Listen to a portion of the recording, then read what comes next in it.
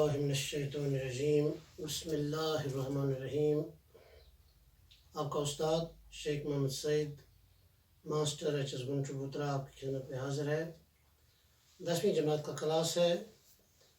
آج ہم غالب کی غزل کے حوالے سے آپ کے ساتھ بات کریں گے۔ پہلے اس غزل کے اشعار میں لائن میں پڑھوں گا، اس کے بعد اشعار کی توضیح اور تشریح آپ کے سامنے کروں گا۔ ابن مریم ہوا کرے کوئی، میرے دکھ کی دوا کرے کوئی۔ ابن مریم ہوا کرے کوئی، میرے دکھ کی دوا کرے کوئی۔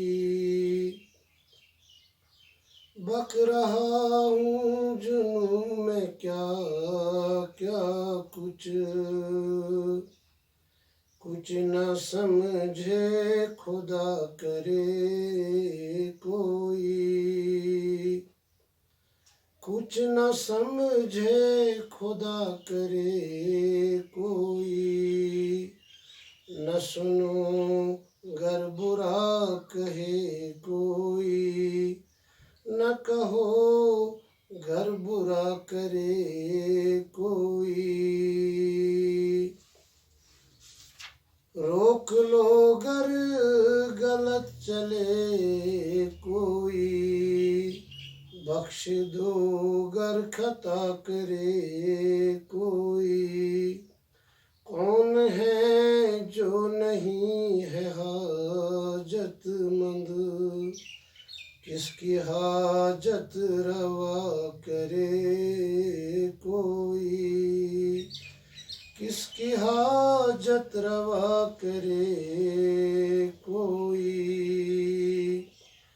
کیا خضر نے سکندر سے، اب کسے رہنما کرے کوئی۔ جب توقع ہی اٹھ گئی غالب، کیوں کسی کا گلہ کرے کوئی۔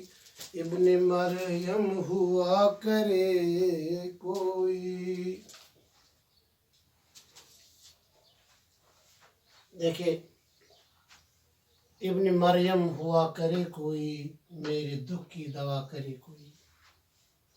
غالب کہتے ہیں میری بیماری عشق جو ہے اس کا کوئی علاج ہی نہیں ہو رہا ہے۔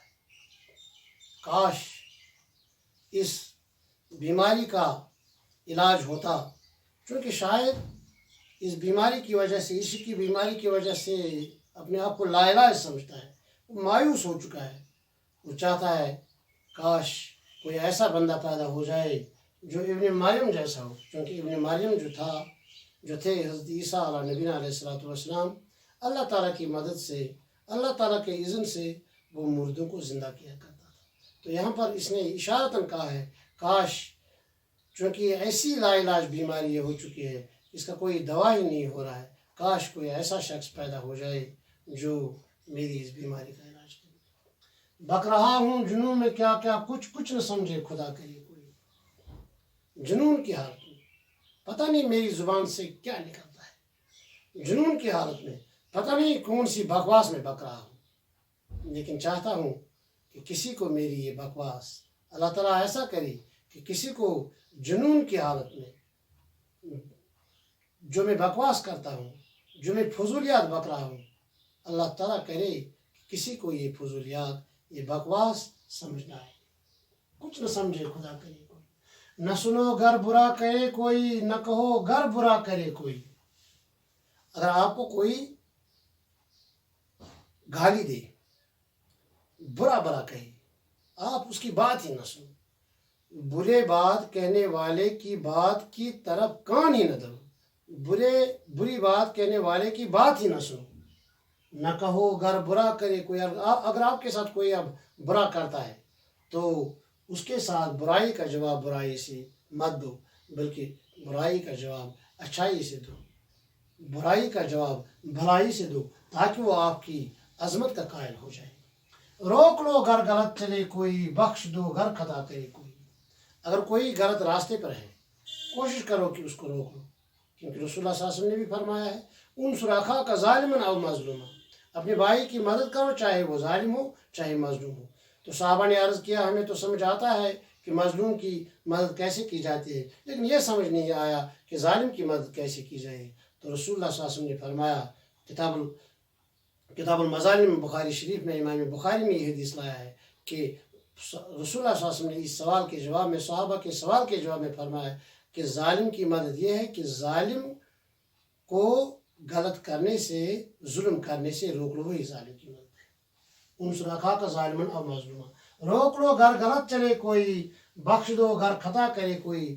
اگر کوئی غلط راستے پر ہے تو اس کو روک لو، بخش دو گر خطا کرے۔ اگر کسی آدمی سے اب کوئی گناہ، کوئی غلطی سرزد ہو گئی تو اس کو اس پر مت پکڑو، بلکہ اگر وہ توبہ کرتا ہے تو اس کو بخش دو، اس کو معاف کر دو، کیونکہ معاف کرنا جو ہے وہ اللہ تعالیٰ کی صفت ہے۔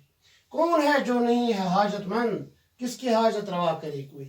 دنیا میں ہر کوئی انسان جو ہے ایک نہ ایک طریقے سے دوسرے انسان پر ڈیپینڈ کرتا ہے، حاجت مند ہے۔ اب ساری حاجتیں ہماری پوری نہیں ہوتی ہیں اور نہ پوری ہو سکتی ہیں، کس کی حاجت روا کرے کوئی۔